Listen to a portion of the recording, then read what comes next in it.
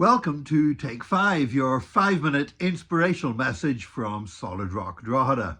My name is Nick Park, and in the run-up to Christmas, I'm taking us through a series of little 5-minute teachings about finding the Christmas message in unexpected parts of the Bible. And today, I want to zero in on the book of Joshua.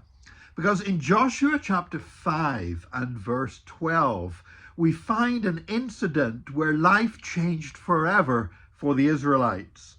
It says, the manna stopped the day after they ate this food from the land. There was no longer any manna for the Israelites, but that year they ate the produce of Canaan.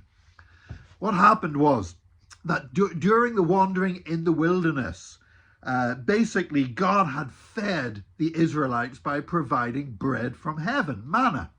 And a whole generation had died. So basically, you had Joshua and Caleb were the only two guys going into the promised land who remembered a time before the manna.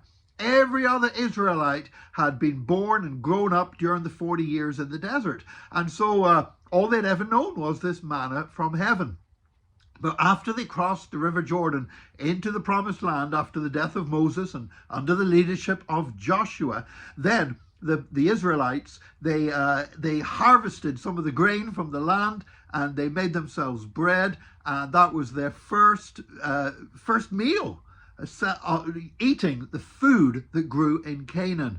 And it says that day, the day after, the manna stopped. God said, now you're going to have to, this is your land, this is the land. I'm giving you the land flowing with milk and honey. You've got to eat the fruit of the land rather than me providing the manna for you and just dropping it out of heaven. And as my friend Tim Hill, General Overseer of the Church of God, likes to say, that manna means what is it? But that day they went from what is it to where is it? Because the manna was not there.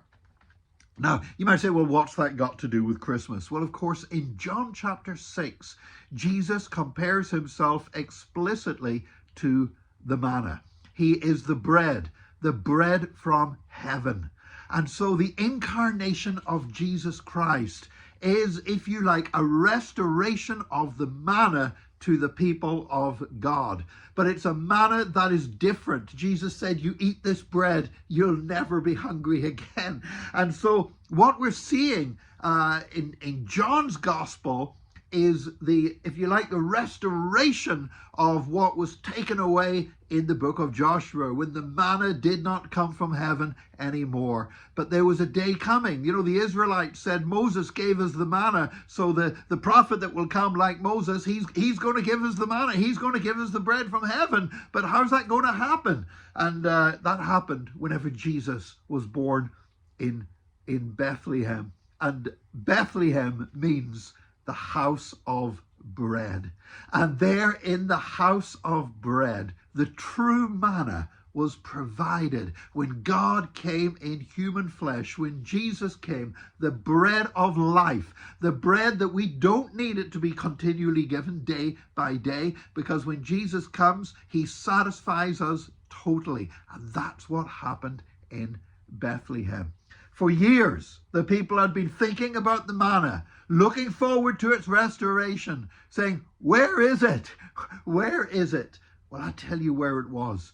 It was lying in a manger in Bethlehem when God provided the bread of life that would meet all of our needs, all of our spiritual nourishment, all of our sustenance was given to us in the bread of life. Jesus, the incarnate Son of God, lying in a manger in Bethlehem, the house of bread, to be the sustenance, the provision for his people, for everything we would need for our salvation, for our life, and for everything in the life to come.